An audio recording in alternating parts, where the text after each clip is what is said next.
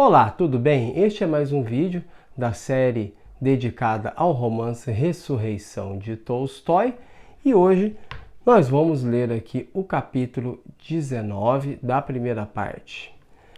Apenas para retomar o fio da história, nos capítulos anteriores, o Nekhludoff, ele relembrou aquela época em que ele teve aquele envolvimento com a Katiusha, que é a Maslova, é a mesma pessoa, e ele então relembrou todo esse episódio de quando ele realmente teve um envolvimento com ela, acabou engravidando, né? Enfim, ele teve toda essa lembrança, né? E aí, o que acontece? Ele sai da sala de julgamento e vai para a sala dos jurados, que é onde os jurados ficam ali descansando, tal. É um lugar onde eles ficam isolados, como acontece em todo o tribunal do júri até hoje, né? E nessa sala, ele chega a ser chamado, né? Mas ele se dirige às outras pessoas em poucas palavras, né? O que mostra que ele de fato está introspectivo, ele está refletindo sobre os seus atos do passado, né? Então vamos ler aqui um parágrafo, que na verdade é o parágrafo 1º, 2º, 3º, 4º, 5º parágrafo desse capítulo. Quando o oficial de justiça com seu passo torto veio chamar os jurados de volta para a sala do tribunal, Nekhludoff sentiu um pavor, como se ele não fosse julgar, mas sim ser julgado. No fundo da alma, já se sentia um canalha, que era obrigado a fitar as pessoas nos olhos com vergonha. Entretanto, subiu no estrado como de costume, com os habituais movimentos seguros de si, e sentou-se no seu lugar, o segundo assento depois do porta-voz do júri. Cruzou as pernas e brincou com um pince-nez. Muito bem, muito interessante aqui esse parágrafo, que é o seguinte: mais uma vez o narrador nos coloca na pele do Nekhludoff, né? É muito interessante, vou chamar a atenção aqui para uma coisa que eu acho importante. Observe que, como ele diz aqui, já se sentiu um canalha, né? Então veja bem, é o personagem, como o personagem se enxerga, né? Observe aqui que o narrador em nenhum momento está julgando o personagem, né?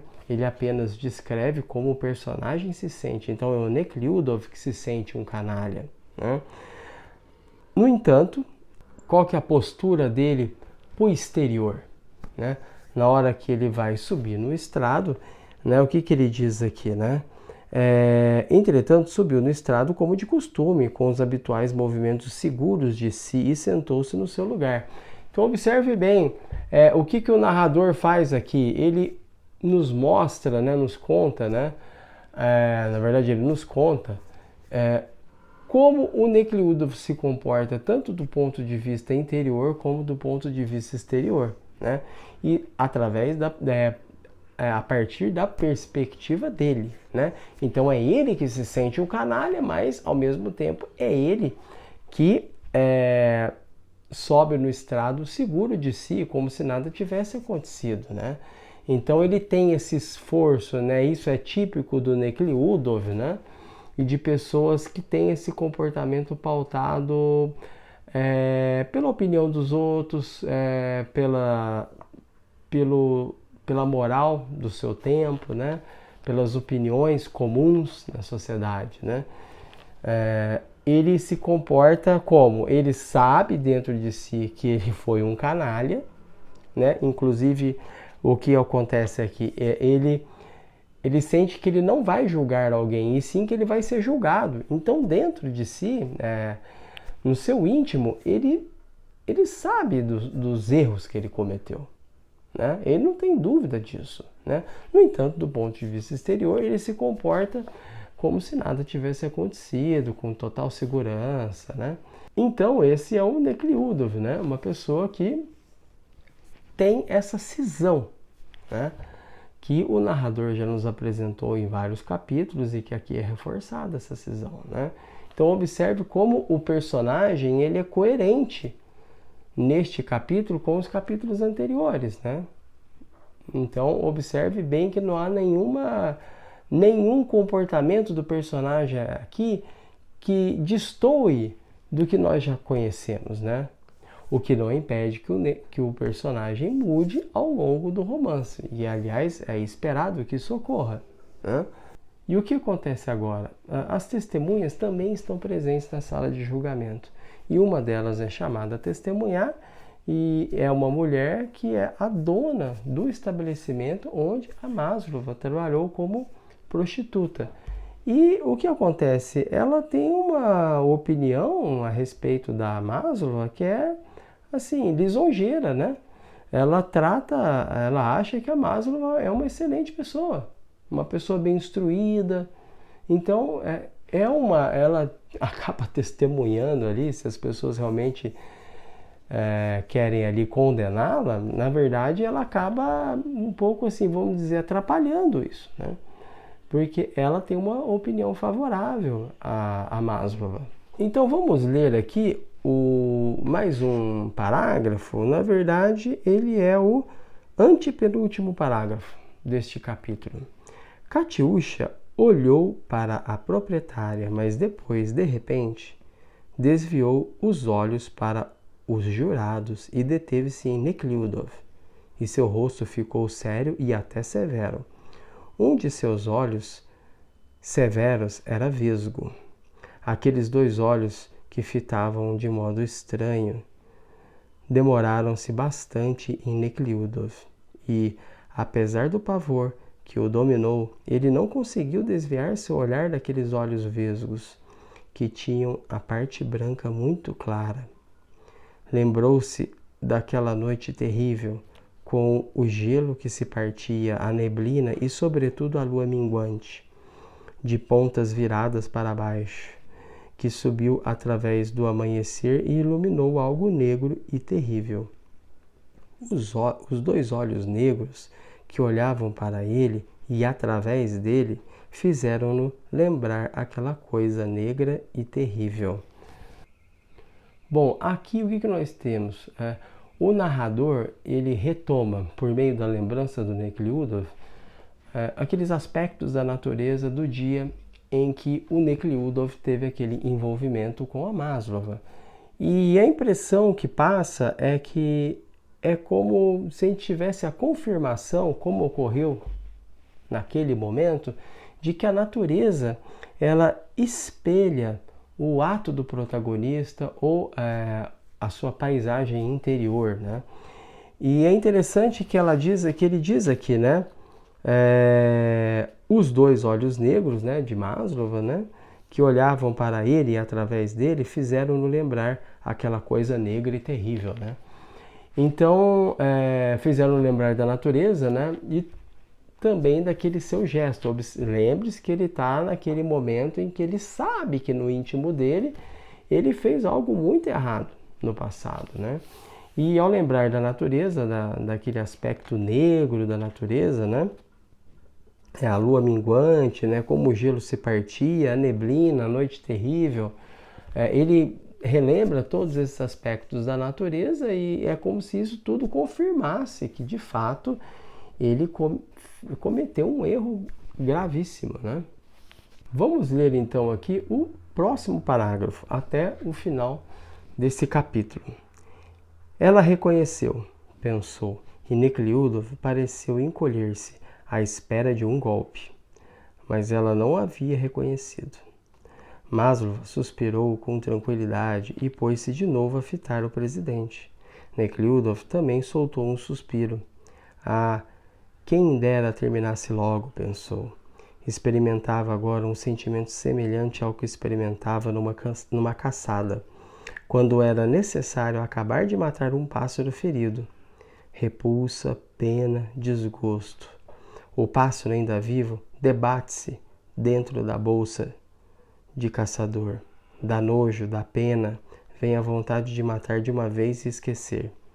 Era esse sentimento misturado que Nekhludoff experimentava agora enquanto escutava o interrogatório das testemunhas. O que nós observamos aqui? Que o Nekhludoff, de fato, ele é um covarde, né? Porque ele não tem coragem nem de confrontar a si mesmo, né? Observe o seguinte, que ele, a princípio, achou que ela tinha reconhecido ele, né? E depois ele percebe que ela não reconheceu, né? E aí ele tem um alívio, né? Então, ele suspira, né? Aliviado, né? Então, observe que o padrão de julgamento dele, da consciência dele está muito pautada na seguinte questão: se a coisa vai apertar para ele ou não, né? Como ela não reconheceu, tá tudo bem. Continuamos, né? É assim que ele pensa, né? Ele não tem um ponto de partida, ele não parte de si mesmo para resolver as situações, né? Nem uma situação como essa, que é ele e ele mesmo, né? Ele não tem essa coragem, né, na verdade. E o que acontece? Depois que ele suspirou, ele quer que... Veja bem, cada frase aqui, observe bem uma coisa. Cada frase aqui desse parágrafo é muito importante, né? Porque cada frase revela algo do Nekliudov, né? Então aqui ele fala em seguida, né, depois que ele suspirou, né? Quem dera terminasse logo, pensou. Ou seja, ele quer ir embora dali.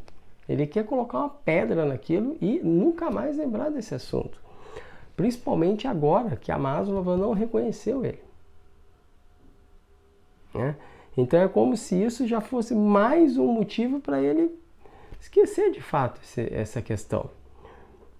Experimentava agora um sentimento semelhante ao que experimentava numa caçada, quando era necessário acabar de matar um pássaro ferido, repulsa, pena, desgosto. Essa comparação com a caçada é sublime, né? Porque toda essa situação, né, que ele está vivendo ali e tal, ele quer eliminar aquilo, né? Então ele quer aniquilar aquilo da lembrança dele, acabar com toda essa situação e sumir, né? Então é como se fosse um pássaro ferido que está quase morrendo e que ele quer matar de uma vez. Ele quer resolver a situação, realmente colocar uma pedra, como eu disse aqui, né? O pássaro ainda vivo debate-se dentro da bolsa de caçador, dá nojo, dá pena, vem a vontade de matar de uma vez e esquecer. Então ele é isso, né? É como se até se a Maslova fosse esse pássaro ferido, né? Que já está quase morto e que ele quer aniquilar de uma vez, né? Aqui, na verdade, a comparação é com a situação, né? Mas, por vezes, dá para pensar que a Maslova é esse pássaro ferido, né? Que ele quer acabar de aniquilar, né? Mas tudo isso é o sentimento dele, né? E tudo isso vai comprovando como ele é, assim, medroso de fato, né? Como ele não tem coragem de confrontar a si mesmo. Então, observe uma coisa aqui muito importante. Como foi importante o Tolstói, o narrador, ele nos contar de forma detalhada como foi esse envolvimento com a Maslova. Porque se ele só mencionasse isso sem traçar maiores detalhes, nós não saberíamos todo esse conflito que há dentro do Nekliudov, né? Em que hora ele se julga como culpado, mas logo depois ele quer se aliviar, esquecer aquilo. O que aconteceu aqui no tribunal, neste capítulo, é o que já havia acontecido nos capítulos anteriores, durante esse envolvimento, quando desse envolvimento com a Maslova, né? Então, como se ele tivesse apenas mencionado isso, talvez o leitor não captaria com tanta facilidade esse drama do Nekliudov, né? Esse estado de paralisia do Nekliudov, né? Como ele não sabe o que fazer, como ele não sabe decidir, e nós não teríamos também consciência do quão grave foi essa relação entre eles, né? Os frutos que geraram, né? Porque ela engravidou e depois ela se perdeu, tudo que dá a entender aqui pelo que nós lemos até agora é que ela teve uma grande decepção, né? Que foi determinante na sua vida. O que é importante observar aqui neste capítulo e em tudo que nós lemos até agora. Num romance mais extenso, é importante no momento da leitura observar a gradação na consciência e no comportamento dos personagens. Como eles mudam de maneira lenta, como eles adquirem consciência aos poucos, como eles se apresentam ao leitor aos poucos também, né? Apenas para fazer um paralelo aqui com outro romance do Tolstói, observe em Ana Karenina, por exemplo, como é gradual essa mudança no psicológico da protagonista, né? Como isso ocorre de maneira realmente gradual, isso vai aos poucos, né? Esses romances que são mais extensos, eles têm esse grande diferencial, né? E eles conseguem se aproximar mais da vida, né, do que os romances mais breves, né? Porque eles acompanham esses personagens por páginas e páginas e páginas, né? Então você conhece de maneira mais detalhada esses personagens. Quando você chega ali no final do romance, você conseguiu acompanhar esses personagens de forma muito gradual, a mudança deles de maneira realmente gradual. Você conheceu o psicológico desses personagens num nível de detalhamento mais profundo, né, do que nesses romances mais curtos, né? Porque você acompanhou essa personagem durante mais tempo, né? Então, esses romances mais longos, eles permitem que o leitor acompanhe este personagem por mais tempo, que ele chegue mais próximo desse personagem, porque o leitor acaba conhecendo mais características do personagem, né? Ou conhece essas características com maior profundidade, né, do que nos romances mais curtos, né? Então, eu acho que esses romances mais extensos é uma grande oportunidade para você observar como contar a vida de um personagem de forma realmente detalhada, né? Como de fato acontece na nossa vida. As mudanças que nós vivemos na vida, elas não são bruscas, né? Elas não acontecem do dia para a noite, elas são lentas, né? Elas acontecem durante meses, anos, né? Levam anos para que nós consigamos observar essas mudanças no nosso comportamento. E é assim com o romance mais extenso, né? Então eu acho que esses romances mais extensos, de fato, eles se aproximam mais da vida do que esses romances mais curtos. Bom, era isso que eu tinha que tratar nesse capítulo. Espero que você tenha gostado. Peço que curta, compartilhe esse vídeo com seus amigos, se subscreva no canal e até o próximo vídeo.